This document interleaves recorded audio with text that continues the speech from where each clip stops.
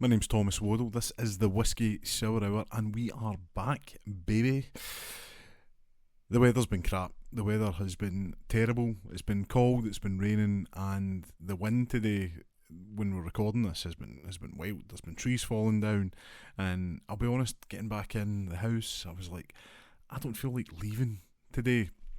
And I had plans about what I wanted to talk about, and they all just got put to the side because all I was thinking about is get that heating on, get the doors closed, and let's just read a couple of books.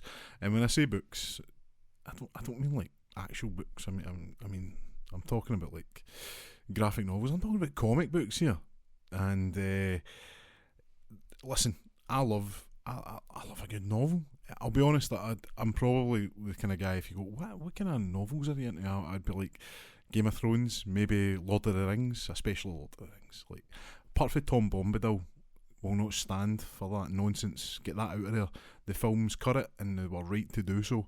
But that, like, I like those kind of books. I'm not going to be able to walk into Waterstones and say, look, that's a really good book, or that is. But if somebody puts me onto something, I'll be over the moon, and I'll be like, thanks, I'll read that. But if you were to come to me and say, what's a good graphic novel, and I'd be like, do you mean comic book? And they'd be like, aye. I'd be like, I can help you out there. So I've picked 3, and these are pretty recent to, maybe a wee bit older, but we'll go through them and we'll see what it is. There's so much to do these days. I'm talking about coming in, turning the door, turning the heating on, and locking the door, and you've got so much choice. Stranger Things season 5 has just came out. I have one more episode to watch, and it's 2.5 hours, and then I can get on to season 5. And just a wee sidebar, I love Stranger Things. I think it's great.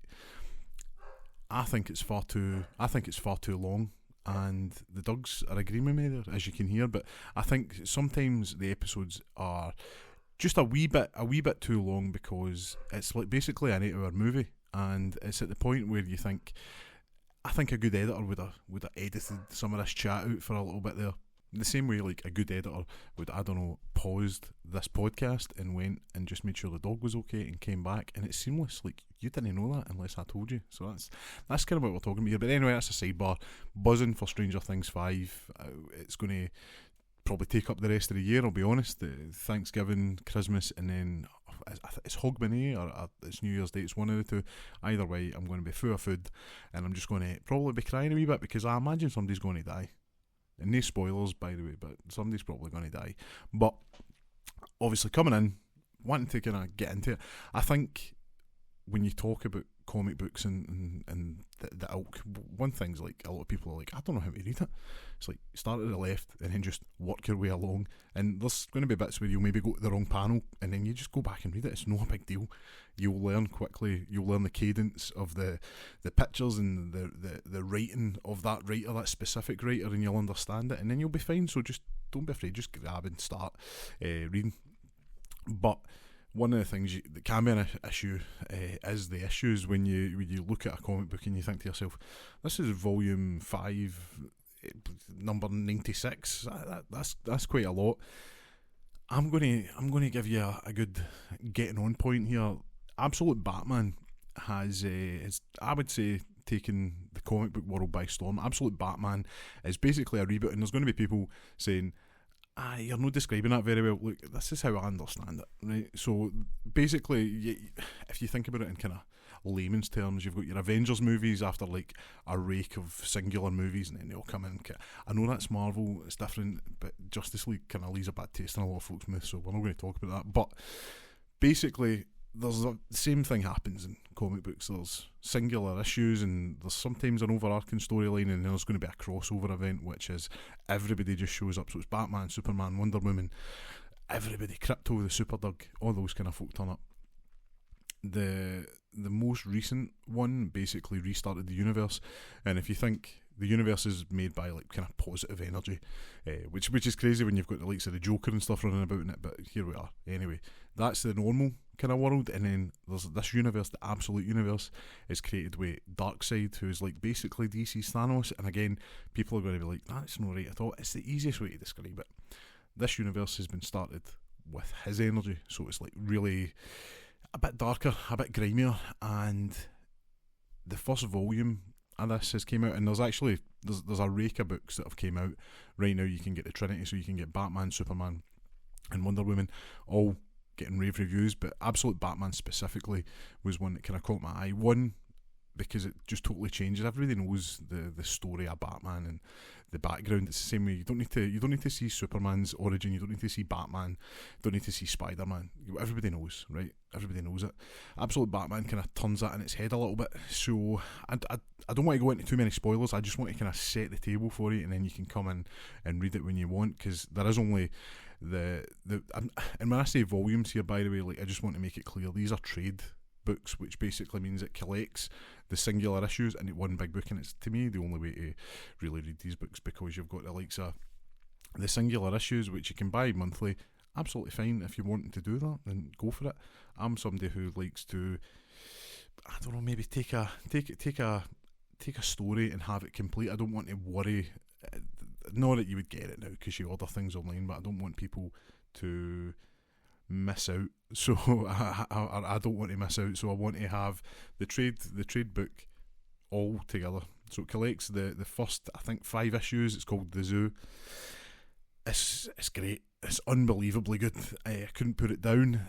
Basically, like I say, the world has restarted, and it does a really good kind of bait and switch. So it's kind of from the point of view of Alfred, who is like a spy, kind of. Like, I know that's been done before, but the way it's done here is pretty cool. And it's basically from his point of view. Gotham, as always, is an absolute shithole, and it cuts to like a boxing gym, and there's this guy, and you're thinking, oh, that's Batman. He's like, doing a couple of combos in the heavy bag, and then this absolute unit comes in, and it turns out that's Batman. He's like 6'7", built like a brick shithouse, and it just, that straight away, that's like, that's a bit weird. Like, why is he so big? Isn't a billionaire. He is a civil engineer, so he knows the ins and outs of the city. Basically, like, has done engineering, CAD drawings. I think there's like some structural engineers that be like, I like this guy. he seems like a good guy. So basically, there's the party animals are a gang, and they're taking over the kind of city, and there's kind of like an app that people put hits on people, and you get like Bitcoin. Basically, it sounds quite complex. It's very easy to follow when you're reading it. Batman is just an absolute tank in this. I mean, he has like the bat symbol on his chest, and I was like, that's a really weird looking bat symbol. Mate, it's a weird looking bat symbol because it's the heat of an axe, and he has it like he takes it off and just starts maiming folk. And again, probably a couple of people have died in this, but Batman doesn't kill. But probably some people have died. But the story itself is going places, and one of the really interesting things is, like I say, the world is made from like the dark energy, and the kind of cool thing with that is the backstory is that Batman grew up with who we know to be the villains of of like just the Batman kind of universe. So there's like Catwoman, Joker. Joker's hinted at. I've not saw him. I know that there's pictures going about where it gives you an idea of what he's going to look like. I've tried to avoid them because I kind of want to enjoy this as I'm going along. I know Bane's in the second like kind of volume, and I've seen clips of that. Man, that looks pretty cool. But you've got the Riddler, the Riddler, the Penguin, Catwoman, and Waylon Jones, who is Killer Croc. You'll remember him for the Suicide Squad movie, right? No, probably the best example of it. I have seen some art of what Killer Croc looks like in the later their issues, because these trades don't come out like you're usually about like 10 issues in, and then they'll put the first trade out. So there's always some coming. The next trade comes out, I think, in February. So Waylon Jones just looks freaky. It's well worth doing. Absolute. Killer Croc, and you'll be like, oh, that's a choice. What's happening there?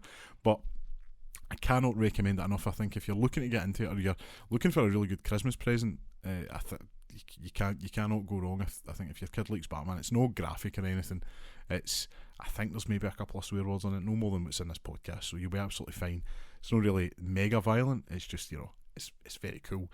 And not want to kind of put any spoilers out there, like I says, but the Batmobile is ridiculously cool in this. One thing I will say, and this is just like pernickety to me, because I like to have them on display, as with most books, like or DVDs, Blu-rays, whatever, you want to have them out there. The absolute Batman book. So DC always, to me, had the highest quality paper and paper stock, and when I got this book, it felt a bit weird. Like I knew immediately for feeling it. The front feels okay. The actual paper feels quite a lot lower quality than what I'm used to, and it kind of took me a couple of seconds to kind of like, I don't know if I like this. That sounds really weird. I was thinking about returning it, but I've stuck with it. It's no a deal breaker, but when you're coming from, like, I've got like the entire Green Lantern run for the mid 2000s. It's one of those ones where you think, this feels premium. This does not feel premium, and I don't mean that like it doesn't feel bad, but when you're coming from driving a Ferrari and Honda Civics, I don't want to get into that. It's selling jokes. We don't need that, but it's a bit takes you aback. But if you're not really too bothered, it's not going to matter. It's just me being pretty pernickety.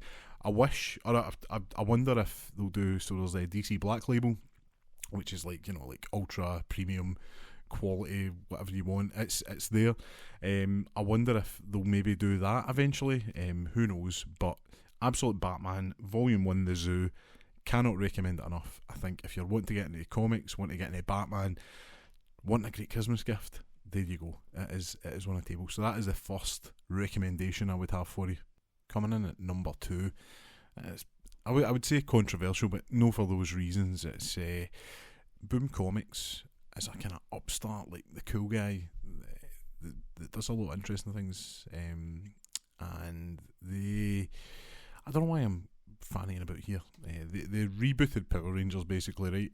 Unbelievable. As somebody who grew up watching that, and to be honest, like, still has like a major soft spot for it, but going back and watching it, like, it can be quite hard. Like, I know that I'm sitting there watching what? I'm not watching it either. No, it's it can be tough to go back, and the memories you have, it's like anybody who's played like an older gaming system. So for me, it'd be like PlayStation, maybe Sega Mega Drive back in the day. The memories of those games and the actual reality of playing them are two totally different things, and it's the same with Power Rangers. Like, I love the Green with Evil 5-part story arc. Like, that freaked me out as a wee guy. I was like, what is going on here?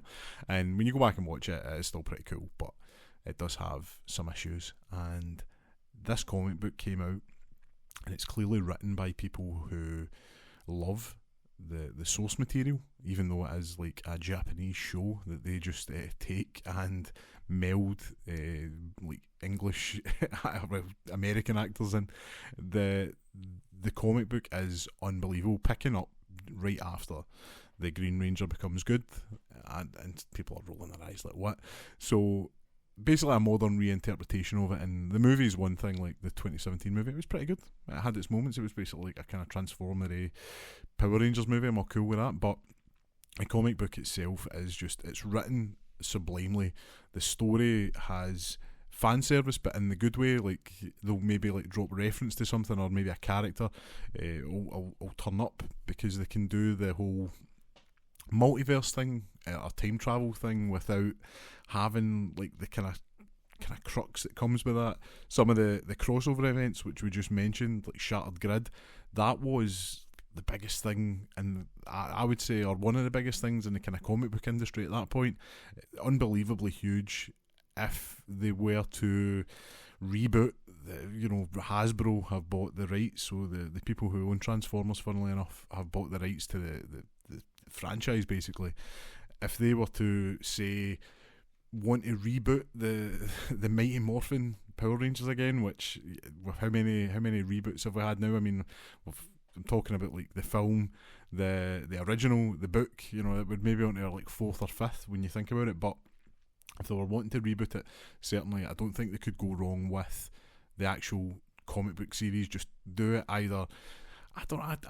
Live action's one thing. I would be interested to see what they could do with animation, and I don't mean like animation like hand drawn in that, although that could be kind of cool. Like it kind of has that kind of cartooniness. I was like, I don't know, but certainly I think if you were maybe to go down the route of your Spider-Verse, which is kind of a wee bit overplayed, arguably, between that, Puss in Boots, the new Transformers, the new Teenage Mutant Ninja Turtles movie, it's maybe like don't go too comic booky because it's not an original comic book like franchise. It comes from live action, so have the mechanics. Don't have things like over like stretchy robots. Like, it has to be solid, and oh man, that'd be pretty cool. But the comic itself, it's kind of hard to describe because, like, if you've watched the TV show back in the day, the story could be a bit loosey goosey with what's going on, because, as I say, they were trying to fit a Japanese show around a story they were making for an American, English audience, Western audience. And when you actually go back and watch it, like, that's what I'm saying, that's when you kind of see the gaps. Back when you were younger, you didn't notice these gaps as much, but certainly now when you're going back, if you were to watch it maybe with your kids, or maybe if you're bored on a Saturday morning and just have some really good cereal, it's you can certainly see it, and it is a bit off-putting. The comic itself, again, first edition, first volume, same as Batman, it collects the first story arc in together. It's pretty great, and it kicks on from there. They're relatively cheap, and it doesn't have that issue I was talking about with the quality. The quality of the paper is pristine. So again, don't want to spoil it. Just read it. The art is spectacular. Kyle Higgins just smashes the story. I don't often say this. It's probably one of my favourite runs outside the kind of Jeff Jones. God, just butchering folks' names tonight. But yeah, Jeff Jones' run as the Green Lantern, or the head writer of the Green Lantern, is one of the best. You'll hear like Chris Claremont for the X-Men and that kind of flung about, but I would argue that maybe that one is the one to go for. But Kyle Higgins with Power Rangers is just unbelievable.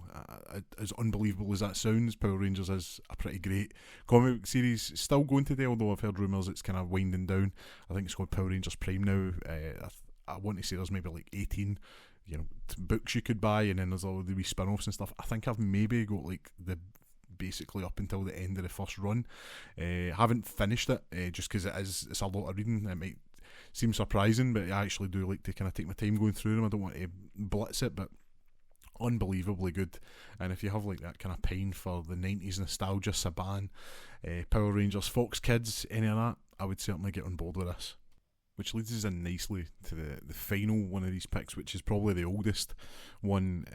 It's Mike Mignola's Hellboy, and the reason I'm picking that is just because it's, one, an amazing read, but two, he's basically Scottish. I know in the movies it's an island. I think it's maybe one of the Outer Hebrides Islands, but it's in the Highlands and in the book, and he basically born here. So I'm claiming that. So Hellboy is Scottish. I'll take that. But if anybody doesn't know, Hellboy is basically a demon that could go on to become the king of hell, and it's basically just that kind of.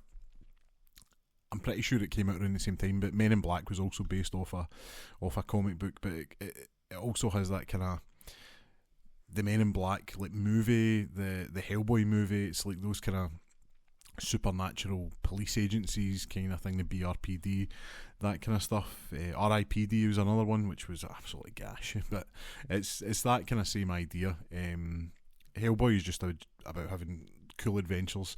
You don't really need to know the overarching story because there's no really one. A lot of the time it's just folklore, and dropping this amazing character into different settings, whether it's Eastern Europe or Appalachia, and even the kind of newer movies, although a bit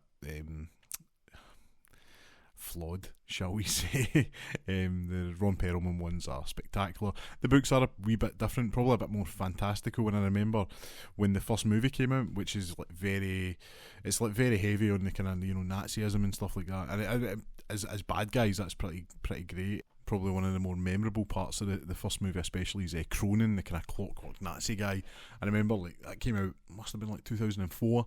I was in first year at school. Need for Speed Underground 2 was coming out, or buzzing, and I remember that movie coming out. It must have been about September, October time, because it was in the side of my bus that I used to get to school. And I was excited for it, but I never really knew much about it. And when I eventually did see it, would have been 12, 13 at the time. You're not like scared immediately at stuff, but I just remember feeling like dead uncomfortable with this guy, the Cronin character, and then later on in the film when you see him without his gear on. Anyway, that's getting sidetracked here. The actual comic books themselves are just, as I say, just great stories. That there are overarching plots, but nothing that's going to put you off. As I say, these are very easy. You go Hellboy like 0 or Hellboy 1, Volume 1, and you'll be fine, you'll be good to go. Not much you need to understand. If you can, and it's maybe a little bit more difficult nowadays, but I remember back in the day when Forbidden Planet was in Buchanan Street and it was like really cramped, and if you went all the way through the back, that's where like the kind of graphics and trades were kept. And I went in there, I had my I had my EMA money, because that's what it was about. And I went in there and I seen this tome, this absolute tome, and it was Hellboy Library Edition, and I think it was at the time maybe something like £30. You can get them for around that price nowadays, which is pretty crazy, second hand. But I mean, these are units, like bound books with this amazing watercolour small picture in the middle. They're unbelievable, and I fell in love with this, and I was like, I need that. And I've got that, the first, and I've got a couple more through the kind of years that I've managed to pick them up, but they are unbelievably good. I think there's maybe five or six of them. You can certainly still get them, but they are like, we're talking about paper stock and that, they are the boy. But Forbidden Planet back in the day, it was like you were mining for gold in there, and you came out with some good stuff, and that was certainly one of them.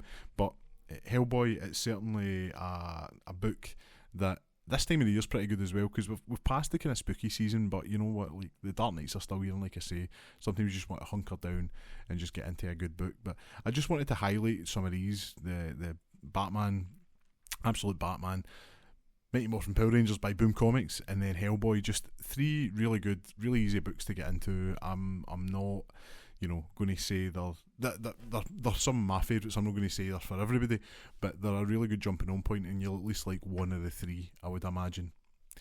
Well, that was just a nice wee quick one there, just to kind of get us in to the kind of festive spirit. We're nearly into Christmas. The Christmas tree is going up this weekend. Eggnog will be had over the weekend, and it's just looking to kind of wind out the year, hopefully finishing strong.